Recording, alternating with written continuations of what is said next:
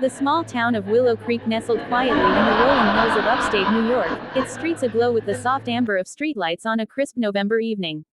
It was Sunday, August 24, 2025, but in this story, we rewind to late fall, just before Thanksgiving, when the air carried the scent of pine and the promise of snow. 8-year-old Ethan Harper stood outside Claire's Hearth Bakery, his small frame bundled in a faded jacket that barely warded off the chill. His brown eyes, wide with hunger, peered through the fogged glass at the golden loaves of bread stacked neatly on the shelves. His stomach growled, a reminder of the meager meal he'd had the night before, a slice of toast shared with his mother, Sarah. Money had been tight since Sarah lost her job at the local textile factory 3 months ago. The bills piled up, and food became a luxury they rationed carefully. Ethan's routine was the same each evening. He'd walk past the bakery after school, lingering just long enough to dream of warm bread before heading home to their modest apartment. Tonight, though, the cold bit deeper, and the aroma of freshly baked dough was almost too much to bear. Inside the bakery, Claire Donovan kneaded dough with practiced hands, her apron dusted with flour. At 34, she'd turned her passion for baking into a livelihood after inheriting the shop from her grandmother. The warm glow of hanging lanterns illuminated the space, casting shadows over jars of jam and baskets of pastries. Claire glanced up and caught sight of Ethan outside.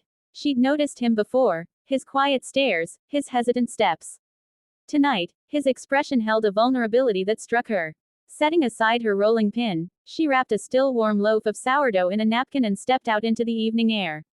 "Hey, little man," she said softly, her breath forming a small cloud. Ethan turned, startled, his cheeks flushed from the cold. "Looks like you could use this." She held out the bread, her smile gentle but firm, leaving no room for refusal.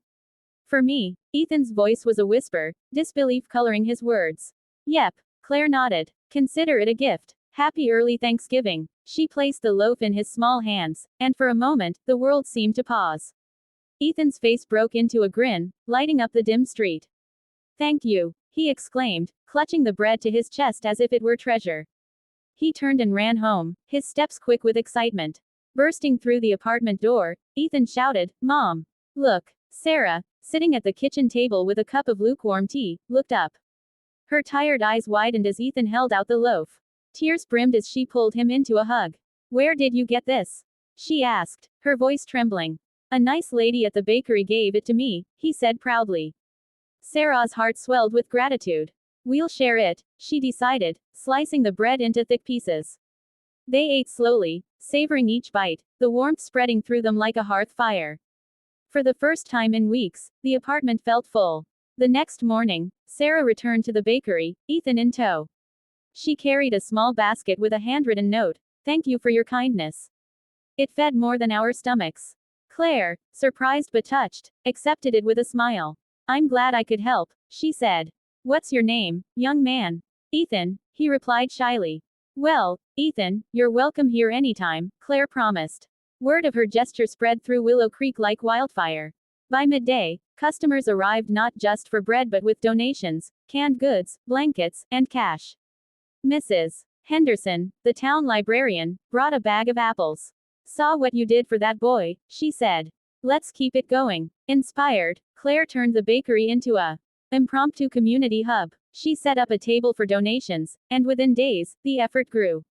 Local businesses chipped in, and a local radio station broadcast the story, urging listeners to contribute.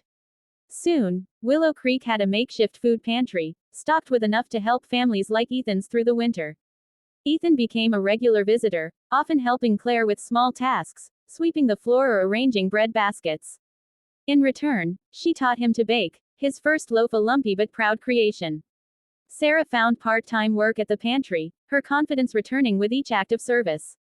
The town transformed, its people bound by a shared spirit of giving.